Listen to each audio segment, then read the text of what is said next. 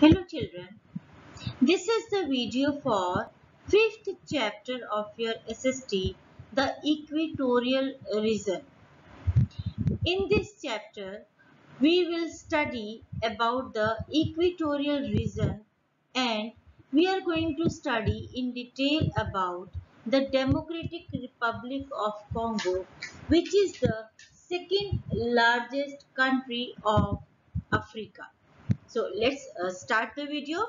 This equatorial region, as you can see here children, it falls in the torrid zone. Now, what is the torrid zone? Torrid zone is the part of the or zone of the earth which lies above and below the equator. Here you can see at the 0 degree lies equator and above the equator at 23.5 degree north lies Tropic of Cancer, our line of latitude, and if we come below equator at 23.5 degree in the southern hemisphere lies Tropic of Capricorn. So between these two lines of latitudes or parallels lies our torrid zone. Okay children, now here you can see the brown part with the heading Democratic Republic of Congo. Democratic Republic of Congo, or we can also call it DR Congo.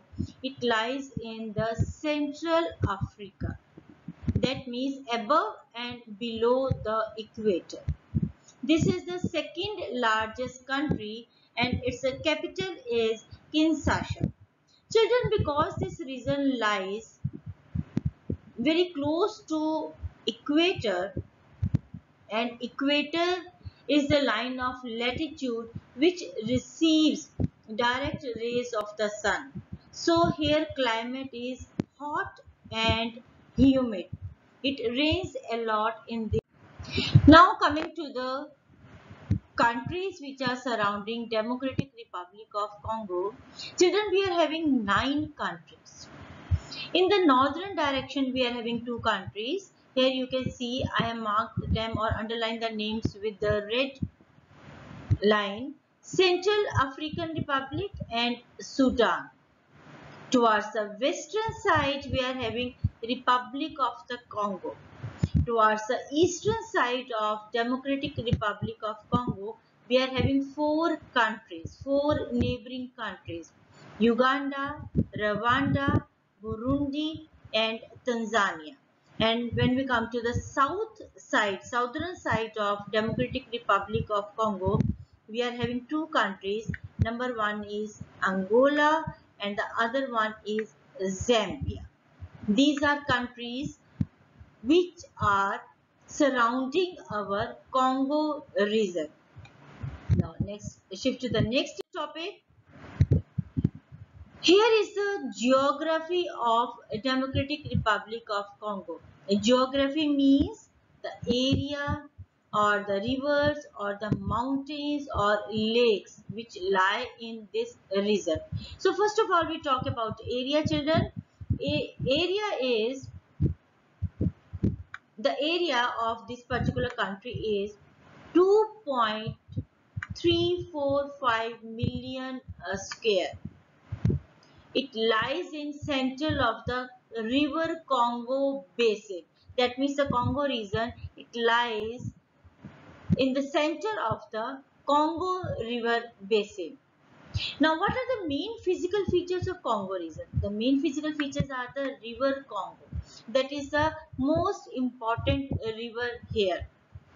The life of the people of Congo region depends mainly upon this particular river, Congo river.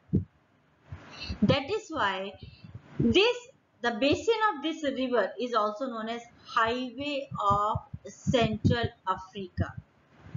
Okay, now if we talk about the mountain range, there Rwenzori range is there. It lies in the northeast side. And if we talk about another range, Mitumba, that lies in the southeast side of Congo region. there are four important lakes. Their names are Edward, Kivu, Albert, and Tanganyika.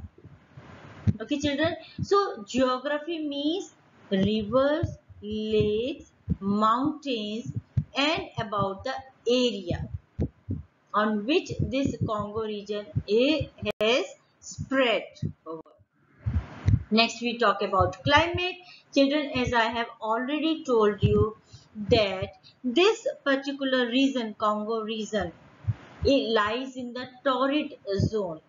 Torrid zone is heat zone of the earth which is above and below equator. That means the sun rays falls direct. That is why every time throughout the year the weather or the climate or the season here is summer. There is no winter season. The weather, climate is hot and humid. Why humid? Because of the direct rays of the sun, the water from the lakes and river evaporates much. There is much transpiration from the vegetation which is present here, and that all adds up to forming the clouds, and when too much clouds are there, it rains a lot throughout the year. Temperature is high, climate is hot and wet, or you can say also humid. So this is all about climate. Now when we are talking about animal life, because the climate here is hot and humid or wet, that means much vegetation is there, forest green cover is there, so that means we are going to get abundance animal life here. Now Congo region is a natural habitat for wide variety. That means many varieties of animals are there. Few examples: monkeys, chimpanzees, gorillas, baboons, elephants, hippos, lions. These are only few examples. But there is one thing, that bonobos or pygmy chimpanzees are found only in this country. If we talk about the world, bonobos, the picture is here. I have taken that picture specially to prepare my PPT. Bonobos or pygmy chimpanzees are found only in this country, and other kinds of also birds, other animals, land animals, water animals are also found here.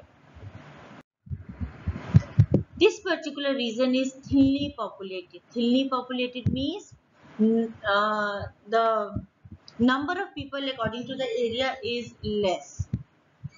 People are scattered in towns and villages. Now many people have shifted to the city life. They have shifted to the city life. They have adopted the modern life. No more hunters or food gatherers, but people, Congo people who are still living in the forest, they may be still depending on hunting or the in gathering of the food instead of the cooking of the food and living in the proper houses. The original inhabitants are known as pygmies. It's a name given to them, pygmies, and the special feature is they are dark colored and their height is very less, short stature. Word has been used short stature because they are short, not dwarf, but their height is less than 150 centimeter. Now another community is there, that is Bantu Negroes. Another name has been given to other Congolese, that means people who are living in the Congo region. Their language is French, but the official language of military is Lingala, and people living here, they follow the religion, that is Christianity. They are having full faith in Lord Jesus. Now the next is economy.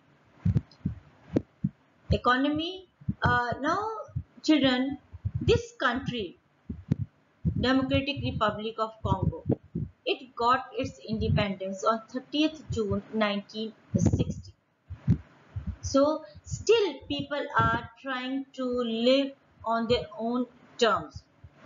But even now in 2021. They are not able to use their natural deposits. This country is having a very rich natural deposits of mineral given by the nature, but people are still not able to use them. Congo region is a leading producer of industrial diamonds, and here chief industry is mining. Why chief industry is mining? That means many people are living in they are working in mines. Their main livelihood is depending on the profession of mining. Why? Because this country is having rich natural deposits of many kinds of mineral like copper, gold, silver, zinc, manganese, tin, germanium, etc. There are many others also. And other industries which are flourishing here are cement, paper, chemical, petroleum, soap, and textile. Because river Congo is the main river of Congo region, so electricity is produced from its water, and the produced electricity is also exported to other countries. Now if we talk about the occupation, that means the work which people are doing, major occupation is farming. That means major people or more number of people are depending on the farming, and the chief crops are the crops which these farmers grow are rice, maize, cassava. Now what is the cassava? Cassava is a kind of root which is dried, and then it is converted into flour, that means atta, and then different kinds of items are prepared from this flour. And cash crops, that means the crops which farmers use to sell to earn money or to earn livelihood are coca, coffee, tobacco, cotton, rubber, and oil palms. Because of the Congo river and lakes, fishing is also a very or fishing is done on a large scale. That means many people they depend on fishing also, and fish is an important part of their diet also, the people of the Congo region. Now we talk about transport and communication. Now the main transports are water transport and air transport. Air transport, now due to the advancement in technology and people have shifted to the city life, now they are having good earnings, so now air transport is also becoming very popular. Otherwise the main transport is water transport through river Congo.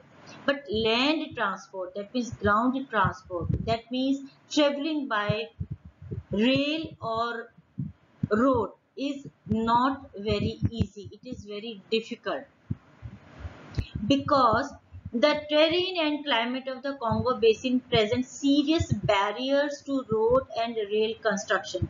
That means roads and rails, they cannot be properly constructed because of the climate. Climate is hot and wet, that means it rains a lot, and forests which are found here are evergreen forest. That means it is very dense forest. In the next slide I am going to tell you about the forest. And distances are very large. If one has to travel through road or rail, first of all, may not that roads and rails are present to the continuous stretch of the distance which they have to travel. And the second thing is, if they start their journey by road, in between they get the water, that means river is there, then from the road they have to shift to the river, then again after crossing the river they have to take the land route, and again from after taking the land route maybe they have to travel by air. So that means they have to load and unload the things or the goods which they are carrying many times. So road or the ground transport is not easy, it is very difficult. Okay, now what are the important cities here? The capital city is Kinshasa, that is the largest city also, and the city which is rich in mineral is Lubumbashi, Kananga, Kisangani, Matadi. These are port cities, and as I already told you, this Congo region is very rich in natural resources, but still because infrastructure, that means roads and rails, they are not properly constructed, cannot be properly constructed because of many restraints. So people are not able to use their natural resources properly. Now the last topic is the vegetation. That is very interesting topic also. Vegetation, that means plant life is very rich. Many tall trees are there. Many kinds of huge variety of plants are available there. Forest, as I already told you, forests are evergreen forests. That means which remain green throughout the year. Why they remain green? Because all the plants or all the trees do not shed their leaves at one time. Other variety of plants are grassy shrubs, creepers, climbers, and tall trees. Now, children, see here I have taken the picture of canopy. Canopy means when tall trees they get, or they, because they go very high in the air, they form a canopy.